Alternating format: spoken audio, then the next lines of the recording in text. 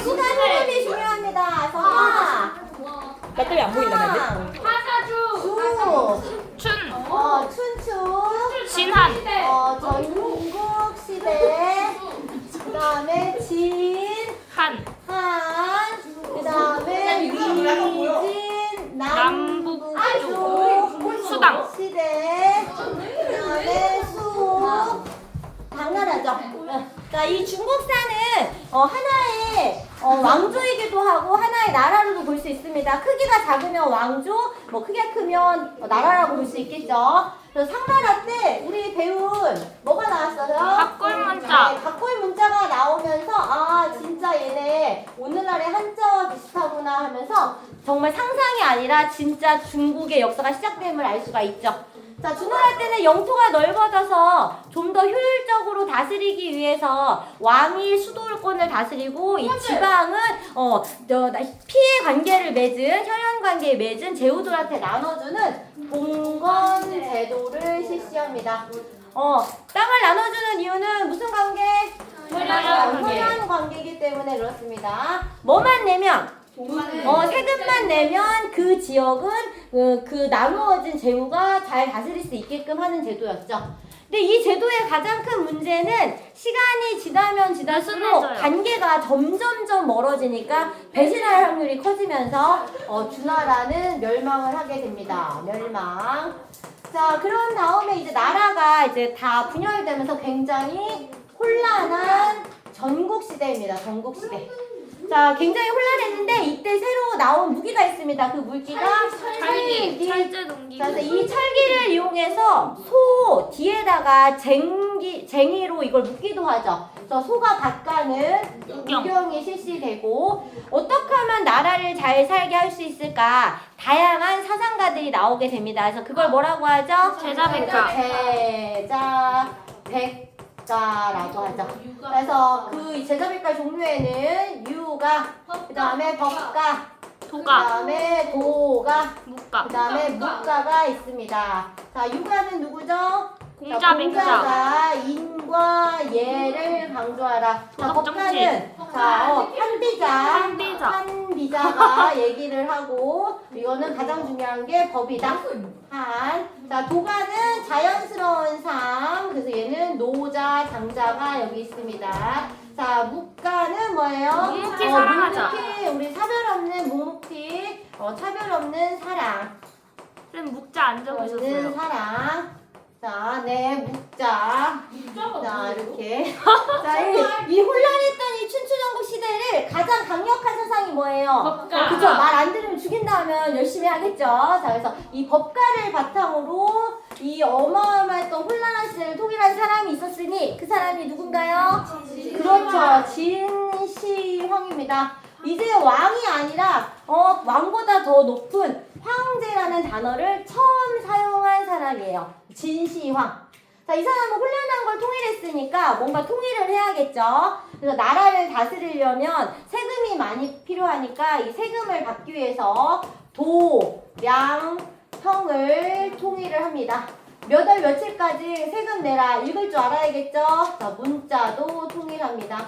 자, 세금을 걷어와야 되니까 도로도 통일합니다. 자, 나는 강력하다. 그래서 나의 강력함을 표현하기 위해서 그 건축물도 많이 만들죠. 자, 근데 가장 문제가 흉노가 자꾸 쳐들어와요. 그래서 흉노를 막기 위해서 쌓은 게 뭐죠? 그렇죠. 만리장성입니다. 자, 이 만리장성 외에도 죽어도 자기는 죽지 않겠다. 나를 호위하는 무사를 만들겠다 해서 병마용갱도 만들고 자기의 궁전, 아방궁도 만들죠. 아방궁. 자, 그런데 얘의 가장 큰 문제점은 법가를 너무 강조하다 보니까 법가 이해의 사상가들은 다 불태우거나 죽이죠. 그게 뭐였죠? 분서갱요. 그래서 유학자들의 반발이 심했고 이런 만리장성 이런 대규모 건축 사업을 해서 사람들의 불만이 많아지면서 진나라가 멸망을 합니다. 자, 다음 한나라. 한나라는 진나라 멸망한 걸 봤으니까 진나라에 반대되는 정책을 많이 펴겠죠. 그래서 법가가 아니라 뭐였을까요? 그렇죠. 유가를 중심 사상으로 합니다. 자, 그다음에 한나라의 센 왕이 누구였어요? 한무제. 자, 한무제는 뭐까지 했어요? 고조선까지 정벌을 했습니다. 고조선 정벌. 자, 그다음에 얘도 마찬가지로 흉노를 막기 위해서 누구를 파견했습니까? 장건. 장건을 파견했어요. 그래서 왔다 갔다 발견한 길이 뭐죠? 비단길. 비단길. 자, 그래서 이 비단길을 통해서 중국의 뭐가? 불교. 중국의 비단이 네? 가게 됐고, 중국의 비단이 유럽에 가게 됐고, 중국에 뭐가 들어왔어요? 불교가 들어오게 됐죠. 자, 장건까지 했습니다. 자, 그 다음에 우리 한나라는 한족의 문화를 만들어서 되게 중요하죠. 그래서 자기네 스스로를 한족. 그 다음에 이때 만들어진 종이가 뭐예요? 한지. 한지. 그래서 종이도 개발됐고, 그 다음에 아파 죽겠지만 책을 썼어요. 그 책 이름은 사기. 사마천이 사기라는 책을 썼습니다. 선생님 전마제도 안 해요? 네? 자, 그런데 이 한무제가 이렇게 영토를 넓히고 막 이렇게 하다 보니까 뭐가 많이 필요하겠어요? 돈이 많이 필요하죠. 그래서 이 한무제가 이 전매 제도를 실시했다.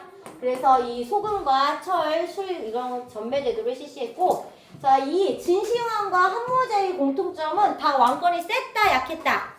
왕권이 셌다. 그래서 왕권이 셀 때에는 전국을 체계적으로 나누는 이 군현 제도를 실시합니다. 자, 그래서 한나라. 자, 그런데 한나라에 문제가 있어요. 이 육아 사상을 중심 사상으로 했는데 육아와 관련된 책이 있어요, 없어요?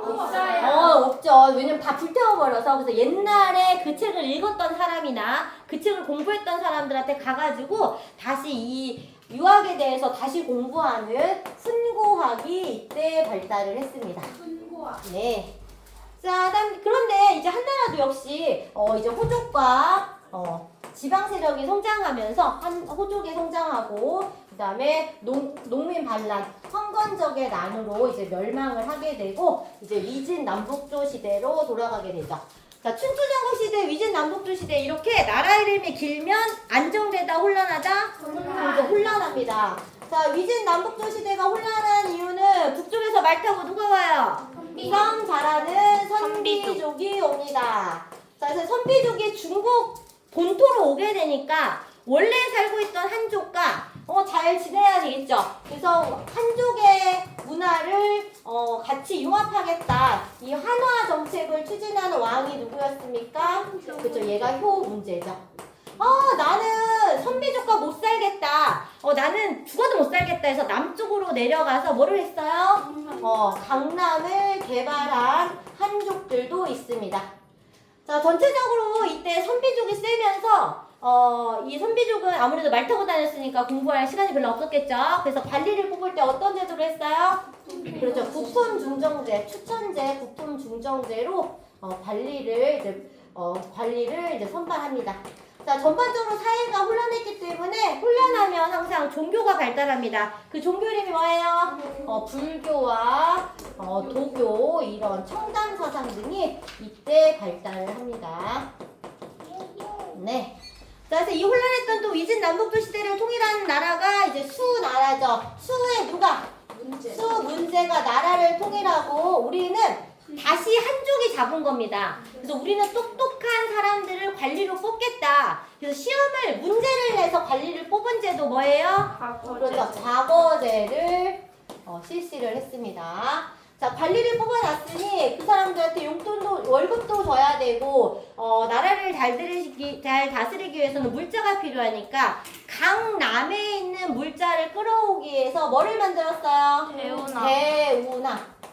그래서 강남과 강북을 연결하는 물자 교류에 용이하게 만들었죠. 근데 만들기가 쉬웠을까요? 어려웠을까요? 만들기가 어려웠습니다. 자, 그런데다가 수차례 수문제, 수양제 다 고구려 원정에서 다 실패하면서 수나라가 이제 멸망을 하게 됩니다. 자, 그다음에 이제 당나라. 자, 당나라의 수도는 어디죠? 장안의 화제. 이 장안의 화제 엄청나게 큰 인기를 누렸다. 뭐 이런 뜻이죠. 장안입니다. 장안. 자, 이 장안에 엄청 커질 수 있었던 당나라 군대가 셀 수 있었던 이유는 뭐였어요? 그렇지. 내가 너한테 땅을 줄게. 균전제. 가장 완벽한 제도죠. 내가 너 땅을 줄 테니 거기서 농사를 짓고 그 다음에 너 먹고 살고 나머지 세금 내라. 자, 그 다음에 그 세금 내는 걸 뭐라고 했어요? 조용조. 자, 그 다음에 너 겨울에 쉬니까 나와서 뭐 해야? 군사훈련을 받아라. 그래서 부병제. 자, 그 다음에 왕의 말을 착착착 알아들 수 있는 체계 삼성육부를 만들죠. 자, 그 다음에 왕의 명령이 국가가 잘 운영될 수 있는 법체제, 율령제도를 만듭니다. 자, 그래서 이 당나라는 균전제, 조용조, 부병제로 굉장히 나라가 안정됐었어요. 자, 그런데 얘네에서 이제 나온 그 미모의 여인 누구죠? 양귀비가 나오면서 왕이 왕귀비랑 사랑에 빠지면서 국가가 흔들흔들 하다가 얘가 당나라와 이슬람 전투에서 패했습니다. 그 전투 이름 뭐죠? 탈라스. 자, 탈라스 전투에서 이 당나라가 무너집니다. 자, 그러고 나서 안사의 난이라고 해서 이 절도사, 변방 지역의 절도사들이 난을 일으키면서 당나라가 흔들거리기 시작하다가 황소의 난으로 멸망을 하게 되는 것입니다. 자, 근데 우리가 이 당나라를 공부하는 이유는 이 장안의 화제에서 엄청나게 컸기 때문에 뭐 이슬람 상인도 오고 뭐 고구려 백제 신라도 가고 막 이랬습니다. 자, 그래가지고 유학생들이 많이 오면서 이제 당나라가 좀 더 건성하고 문화적인 특징이 나타나게 되죠. 당나라의 유명한 문화재가 뭐 있어요? 당삼채. 당삼채 뭐라고 했어요? 귀족적이고 국제적. 자, 이런 동물이죠. 자, 낙타입니다, 낙타. 그래서 이걸 통해서 알 수 있는 것은 이슬람까지 교류를 했다라는 걸 알 수 있겠죠. 자, 이렇게 다리 몇 개지? 네. 자, 이렇게 낙타입니다, 낙타. 자, 당삼채는 당나라의 세 가지 색깔을 입힌 도자기라는 뜻입니다. 당삼채. 자, 여기까지. 넣으셨어. 네.